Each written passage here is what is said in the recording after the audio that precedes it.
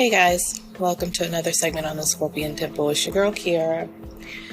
So, I don't know, I haven't talked to you guys in a while, and I know that I said my last podcast was going to be my last podcast, but this is kind of like therapy to me. Being able to speak to you guys, being able to get a lot of stuff off my mind, off my chest.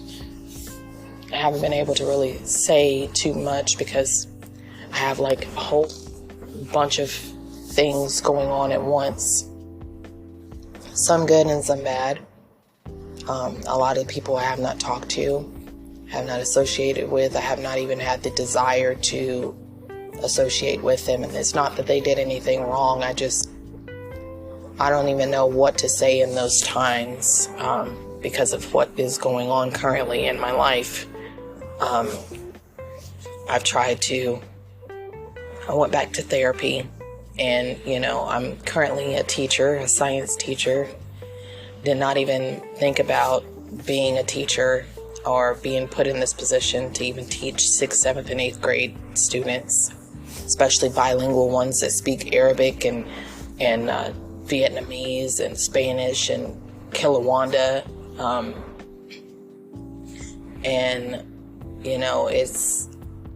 It was a challenge at first, but then I got the hang of it, of course. And the whole purpose of them coming to the school is to learn English because they don't know English.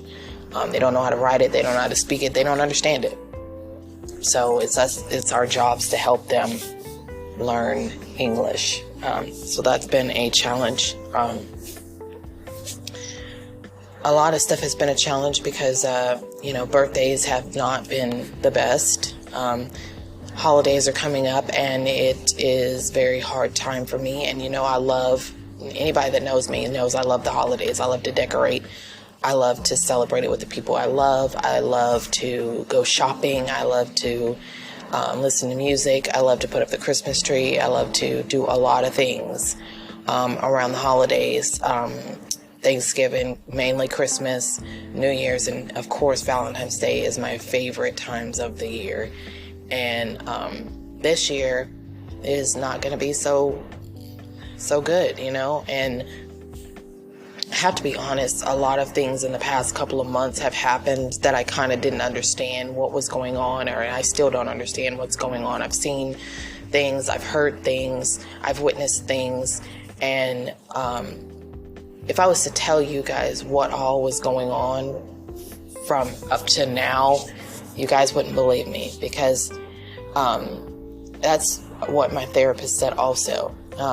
The state of mind that I'm in, telling people my story and telling people what I've been through, unless you've been through it or you've experienced something like it, then you won't believe it. You'll be like, why would that person do this? Or why would those people do that? Or why would they say this? Or why would they, and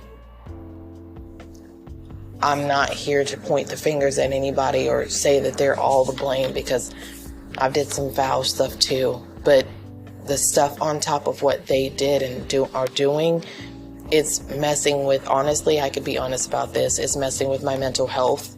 It's messing with my physical health. I barely eat. I barely sleep. I'm constantly worried. I go to church, of course. I pray and meditate. I don't even listen to half the songs that I listened to when I love Rihanna and Mariah Carey and all the old school songs and 112 and B2K and, As of Yet and all of those, but I don't even listen to those anymore. I don't listen to nothing. My radio went out in my car about 2 weeks ago, and I meant to go and get it fixed, of course, but I haven't, because I don't listen to the radio. I don't listen to any music. I listen to gospel, and I listen to a couple of songs, but really not in the mood to really listen to music. It puts me in a bad mental state as well. It sends back memories and flashbacks and just all this other stuff of things that were supposed to be happening but are not happening, or that have happened and I don't want to remember them. And so I've really I haven't isolated myself, but I've kind of just shut off a lot of things because I'm not ready to endure that again. So if I'm not talking to you, it's nothing against you. It's just that I'm not ready to talk to you. I'm not ready to tell you my story, because for me to tell my story, I have to be healing, not healed, but healing, and healing in that area to where I can look you in the face and tell you everything. And then if you don't believe it, it won't matter to me, because I know what happened. I was walking that path. I was in that situation, and there's nothing that anybody could tell me I didn't do because they were not in my shoes. Unless you've walked in my shoes, you've talked out of my mouth, you've been inside my head, then you don't know exactly what I'm going through. Unless those people have actually experienced this and didn't know which way to turn or what to really do in that situation. That's kind of where I'm at in my healing journey, is staying steady and consistent with a lot of things, and trying to really work on me, because every time I turn around, somebody's saying that I'm about drama and I'm about this and I'm about that, and I don't even feel comfortable enough to come to somebody and say I got a problem, or I need to talk, I need to vent, or I need to let's hang out or something like that. There's so many broken promises and so many things going on. I don't trust people. I don't trust anybody. And when I say anybody, I don't trust anybody. A lot of people have broken promises to me, and have been inconsistent with their lies, but inconsistent with their truth. And I just, at this point, I don't know what to believe and what not, and I don't know who to trust and who not to. And when I put my trust in, and that's one of the reasons why I'm in therapy, to kind of gain that back, because I know everybody out in the world is not like that. You get one bad experience, or 2, 3, 4, 10 bad experiences, and then you think the whole world is just the same way, and it's not that case. And that's what emotional and mental abuse will do to you. It will make you think the whole world is this 1 or 2 or 10 people that have consistently done this, and they're not, and so you don't know, what to really think or what people's intentions are, and you're questioning their intentions and their motives, and and it's a lot of things like that. So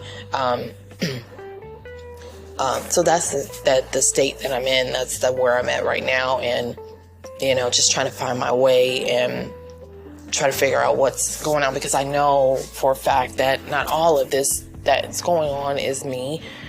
It's a couple of people, and I'm not here to blame them or shift blame them or nothing like that. I just want everything to be okay and back to the way it was, but it's kind of in my mind that they'll never be the same. It takes 2 people to build something, to fix something, and one person trying to carry the burden and the weight of everything, plus theirs, plus everybody else, and then adding more to it on a daily. That's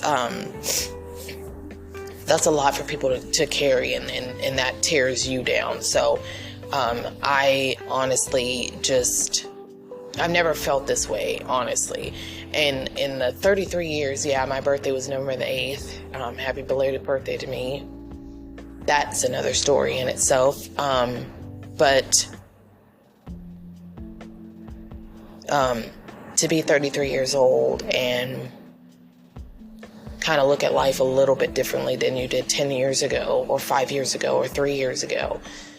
I never would have thought myself in this thing, because I'm a very happy-go-lucky person. I have changed a lot. I have changed a lot. I don't even recognize my own self, because a lot of things that I've enjoyed doing, I don't even bother to even care if I do them or not. It does not pique my interest anymore. And it's because of the trauma. It's because of the damage. It's because of the mental and the emotional abuse. And I think everything that I do is wrong. I'm the blame for everything. I blame myself before anybody else blames me. It's automatic. And that's something that I'm in. And it's hard, because it might not even be my fault, and I'll take on the blame for it because of this person that was always blaming me for everything. And these people always blaming me for everything before I could even say that it was not me. It's spread around the whole entire world that it was me, and it's not. And I have not been able to, clear my name And so it's not meant for me to clear my name. In due time, God will show people the truth. And I just, at this point, it's just time for me to keep distance from a lot of people. And because I don't want to hurt or damage anybody. Because I'm damaged and I'm hurt. I don't want to do that. And that transfers to people a lot. You say things that you don't mean. And then when you come back and you're like, oh my God, I can't believe I said that. Like, that's because you're healing, but you're also hurt and damaged, but you're not destroyed. So that's me. I'm damaged, but not destroyed. And I have to keep reminding myself that I am enough. I am beautiful. I am confident. I am strong. I am smart. I am able to love, and I'm able to be loved. I'm able to be trusted, and I am able to trust. And I'm able to confide in somebody and be truthful without them saying that everything is a lie. And it's just, this is the part that I'm in. And it's very, very hard. Trying to come in and teach these kids every day with a smile on my face, knowing deep down inside I'm hurting and still confused. And I have had, and it's not in me anymore, but I did have a few months ago, I did have a lot of rage in me to where I could not explain why I was so enraged in my soul. And I know why I was, and I know why I was so enraged. And having everything taken away from me, and then everybody else is just, the people that took it away from me are sitting pretty and have no worries about where I end up at, or, you know, what is going on, or hell, even if I'm dead for that matter, like, you know. And it's just, I would break my neck for these people, and to think that they don't even think twice about if I'm living or breathing or if I'm doing okay. You know, that's not me being selfish at all, but I do the same thing for them. Make sure that they, you know, have food, or make sure that they are okay. And now I feel selfish stepping back from that and not helping, not saying, are you okay? Not doing this, not doing that, like not texting, not calling a lot, not doing a lot of things. And now I feel like that's selfish on my part, because I was doing that and I love doing that. And now I'm drawing back, and I was already drawing back, but now I'm really drawn back. Like I'm pushed past the, I don't know part. And so that's definitely not me. So I'm not myself. So, I mean, if you see me in the streets and, hey, Kiara, you know, hey, it's going to feel awkward for me because I don't want anybody to really touch me, or, you know, you can talk to me all day long. I'll hold a conversation with you. That's fine. But I just, no, because it's what I am right now. It's where I am right now. And if you knew the full extent of to what is going on, a lot of people know these people if I was to call them out and say their names. And of course, the source runs back to the other source and say, well, you know what she said? She said this said, she said that said. And then what do? They believe the person that they ran to, instead of getting those two people together, sitting them down like what they should have done years ago, months ago, and asked them both what is going on. Not one person going, what happened? And then believing that one person. And then basically exiling the other person as if they don't exist because you believe one person, instead of getting them both in the same room, or all three in the same room, or all 10 in the same room, and asking them the same question, so that way everybody can put in their point of view and their perspective and what happened and all of this stuff, and get that squashed. I don't know why people go to one person and ask them this and be like, yeah, I believe them. Oh, well, you want me to cut her off, or you want me to cut him off? Fine, that's fine. That she's a liar, he's a liar, he's a manipulator, she's a liar, she's a manipulator, she's a this, she's a that. You know, no, get both people in the line. I would literally be like, no, I'm not talking to you, I'm not talking to her. I want to see you and her in the same room. I'll be there. We'll just have a whole discussion, so that way she can put her point across, you can get your point across, and we can all hash this out together. There's no he say, she say, but on that part of the world, there's he say, she say, and everything is she said. Or she did. And I'm not a perfect person. I'm a progressing person. But damn it, like, that's not right. So a lot of people have gotten out of my life by choice and by what they heard, instead of coming to me and asking me.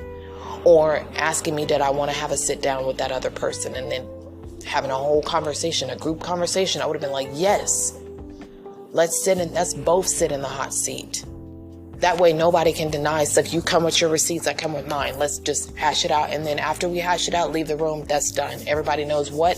There's no he say, she say, or nothing. But that's where it is right now. And so,